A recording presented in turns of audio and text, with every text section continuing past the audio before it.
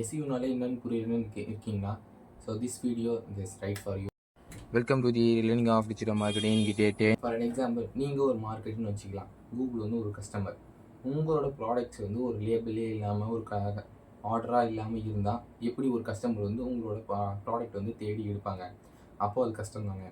இதுக்கு தான் நம்ம யூஸ் பண்ணுறது மெட்டா டிஸ்கிரிப்ஷன், கீவேர்டு, கண்டென்ட்டு இதெல்லாம் யூஸ் பண்ணி உங்களோட ப்ராடக்ட்டுக்கு லேபிள் பண்ணுறோம். ஸோ இப்படி லேபிள் பண்ணது மூலியமாகவும் அரேஞ்ச் பண்ணது மூலியமாகவும் கஸ்டமருக்கு வந்து ஈஸியாக உங்கள் ப்ராடக்டை பிக் பண்ணுறதுக்கு ஈஸியாக இருக்கும். இப்படி நம்ம பிக் பண்ணும்போது நம்மளோட மார்க்கெட் வந்து அவங்க பெருசாக தேடுற மாதிரி இருக்கும். கூகுளுக்கு வந்து ஈஸியாக இருக்கும். இப்போ உங்கள் வெப்சைட் தான் ஒரு மார்க்கெட், கூகுள் தான் உங்களோட கஸ்டமர். அவங்களுக்கு ஏற்ற மாதிரி தான் நம்மளோட ப்ராடக்டை கரெக்டாக கஸ்டமைஸ் பண்ணுறோம். ஸோ இதுதான் ஆப்டிமைசேஷன். ஸோ இந்த மாதிரி நீங்கள் பண்ண உங்களோட கஸ்டமர்ஸ் வந்து அதிகமாகுவாங்க. அதே நேரத்தில் உங்களுக்கு செல்லிங்கும் அதிகமாகிடும். Follow more videos and